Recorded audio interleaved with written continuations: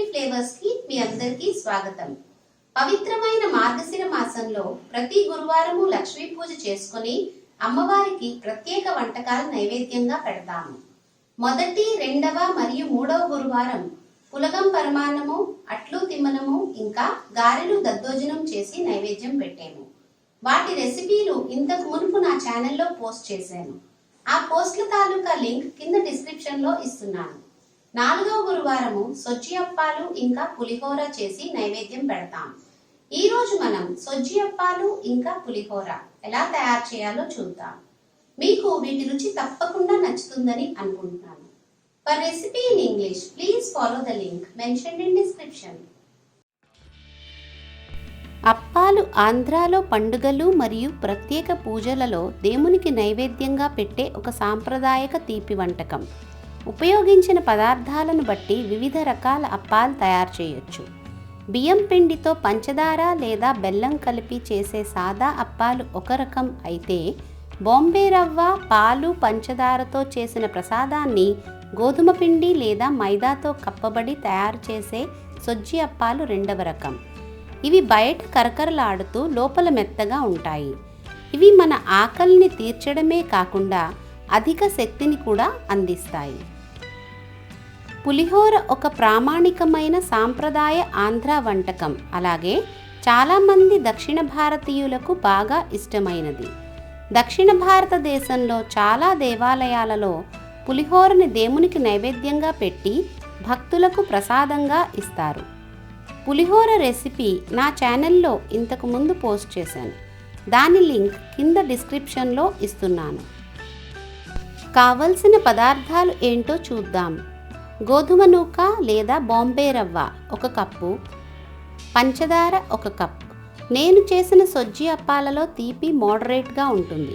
మీకు తీపి ఎక్కువ కావాలంటే మీరు ఇంకొంచెం ఎక్కువ పంచదార వేసుకోండి. పాలు 2 నుంచి 2.5 కప్పులు, నెయ్యి 1 టేబుల్ స్పూన్, యాలకుల పొడి 1 టేబుల్ స్పూన్, గోధుమ పిండి 2.5 కప్పులు, ఉప్పు 1/2 టీ స్పూన్, నూనె డీప్ ఫ్రైకి సరిపడా. గోధుమ పిండిని ఒక మిక్సింగ్ బౌల్లోకి తీసుకోండి. ఉప్పు వేసి ఒకసారి కలపండి. కొంచెం కొంచెం నీళ్లు వేసి బాగా కలుపుతూ పిండిని మెత్తగా కలపండి.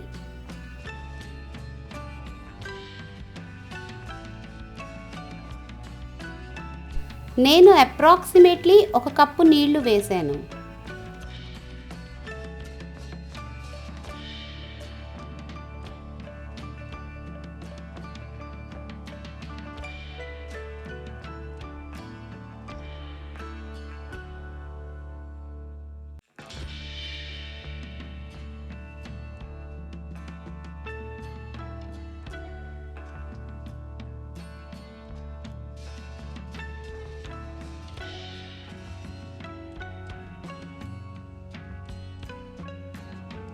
పిండిని 5 నిమిషాల పాటు మర్దించండి.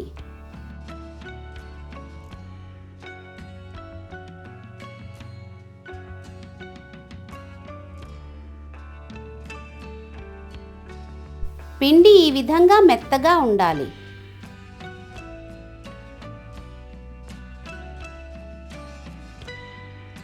ఒక క్లాత్తో కప్పి పిండిని నానడానికి పక్కన పెట్టండి.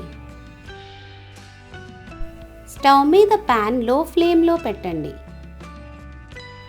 బాంబే రవ్వ వేయండి. ఒక్కసారి కలిపి లో నుంచి మీడియం ఫ్లేమ్లో వేయించండి.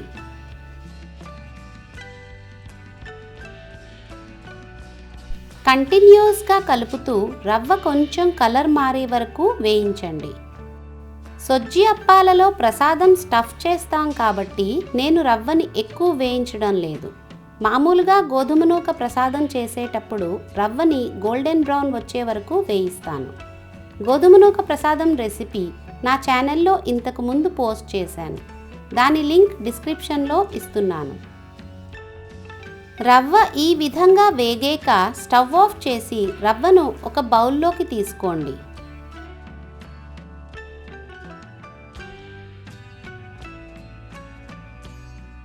పాలు ఒక ప్యాన్లో తీసుకొని స్టవ్ మీద లో ఫ్లేమ్లో పెట్టండి. పంచదార వేయండి. పంచదార కరిగేలా బాగా కలపండి.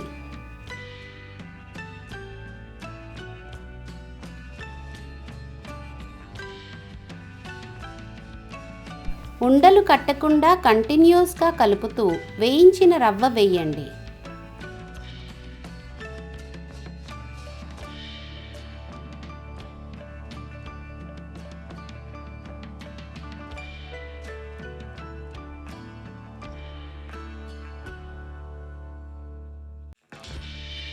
ఫ్లేమ్ని మీడియంలో పెట్టి కంటిన్యూస్గా కలుపుతూ ఉండండి.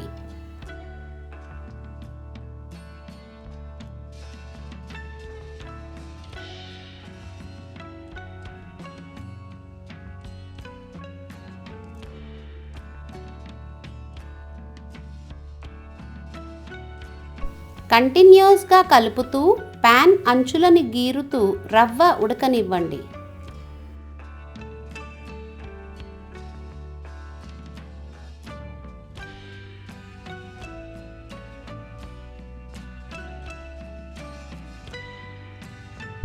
అది థిక్గా అవుతున్నప్పుడు వేడి తుంపరలు తుళ్ళొచ్చు, అందుకే మూత పెట్టండి. 2-3 నిమిషాల తర్వాత మూత తీసి ఒకసారి కలపండి.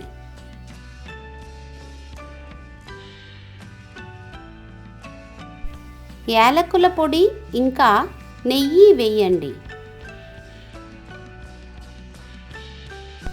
బాగా కలిపి ఒక 2-3 నిమిషాలు ఉడకనివ్వండి.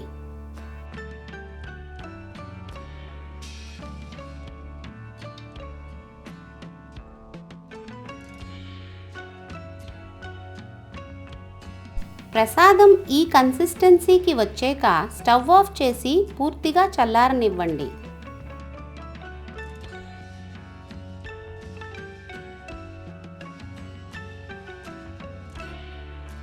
గోధుమ పిండి ఎలా ఉందో చూద్దాం. గోధుమ పిండి ఎంత మెత్తగా ఉందో చూడండి.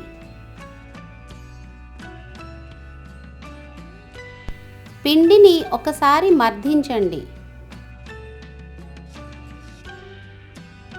అరచేతులకి నూనె రాసుకోండి. చిన్న నిమ్మకాయ సైజ్ అంత పిండి తీసుకుని ఈ విధంగా ఒక ఉండలాగా చెయ్యండి.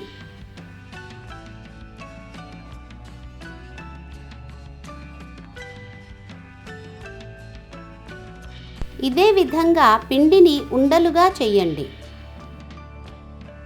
ప్రసాదాన్ని ఒక బౌల్లోకి తీసుకోండి. వేళ్ళకి నెయ్యి రాసుకోండి. చిన్న నిమ్మకాయ సైజ్ అంత ప్రసాదం తీసుకొని ఒక ఉండలాగా చెయ్యండి.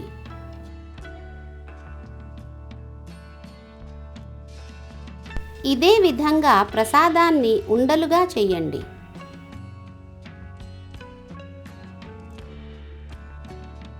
రెండు చిన్న ప్లాస్టిక్ కవర్లు తీసుకోండి.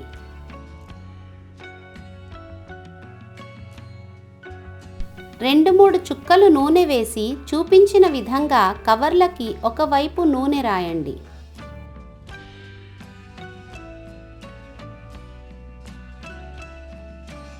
ఒక పిండి ఉండని ఒక కవర్ మీద పెట్టి చూపించిన విధంగా వేళ్లతో కొంచెం నొక్కండి. రెండో కవర్ని పిండి మీద పెట్టి ఒకసారి వేళ్లతో నొక్కండి. రొట్టెల కర్రతో పిండిని ఒక చిన్న పూరీలాగా ఒత్తండి.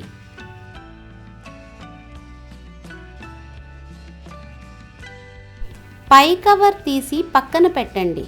పూరీని ఎడమ అరచేతిలోకి తీసుకోండి. ప్రసాదం ఉండని పూరీ మధ్యలో పెట్టండి. పిండితో అన్ని వైపుల నుంచి ప్రసాదాన్ని కవర్ చేసి ఒకసారి పూరీ అంచులని నొక్కండి.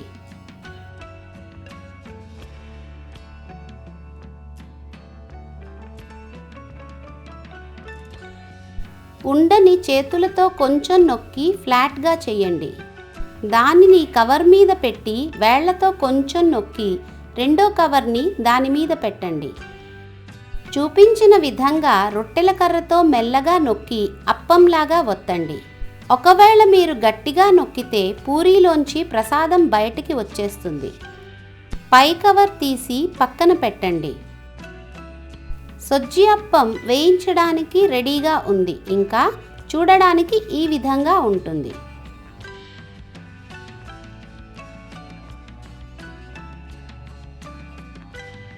రొట్టెల కర్ర ఇంకా కవర్లు వాడకుండా కూడా చూపించిన విధంగా మీరు చేతులతో సొజ్జి అప్పాలు ఒత్తొచ్చు.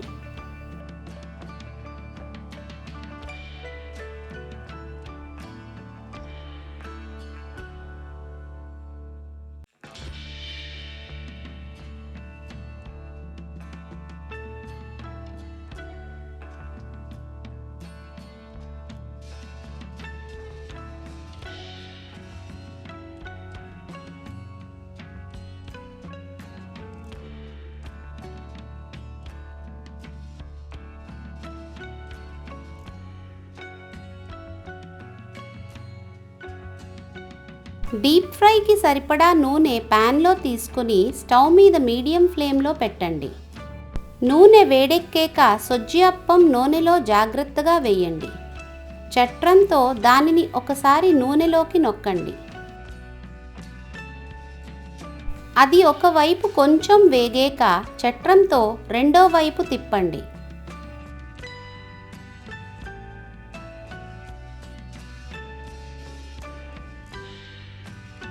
చట్రంతో దానిని నూనెలోకి కొంచెం నొక్కితే అది పొంగుతుంది. ఇంకో వైపు తిప్పి గోల్డెన్ బ్రౌన్ అయ్యే వరకు వేయించండి. అది రెండు వైపులా గోల్డెన్ బ్రౌన్గా వేగాక చట్రంతో నూనెలోంచి తీసి పేపర్ నాప్కిన్ ఉన్న ప్లేట్లో వేయండి. ఇలాగే మిగతా సొజ్జి అప్పాలు చేయండి. సొజ్జి అప్పం చూడడానికి ఈ విధంగా ఉంటుంది.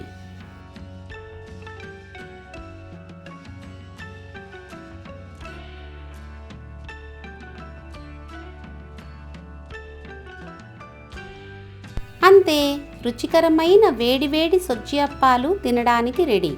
వీటిని వేడిగా తినచ్చు లేదా చల్లారేక కూడా తినచ్చు. ఇవి 2 రోజుల వరకు పాడవకుండా నిలవ ఉంటాయి. సో ఇంతవరకు మనం సొజ్జి అప్పాలు ఇంకా పులిహోర ఎలా తయారు చేయాలో చూసాం కదా. మీరు కూడా వీటిని ఇంట్లో ట్రై చేసి ఎలా వచ్చాయో కింద కమెంట్ సెక్షన్లో చెప్పండి. ఈ రెసిపీ కనుక మీకు నచ్చినట్లయితే ప్లీజ్ వీడియోని లైక్ చేయండి, మీకు తెలిసిన వాళ్ళతో షేర్ చేయండి, అలాగే నా ఛానల్ని సబ్స్క్రైబ్ చేయండి. Thank you. ఇప్పటికి సెలవు. త్వరలోనే మరొక రుచికరమైన వంటతో మళ్ళీ కలుద్దాం.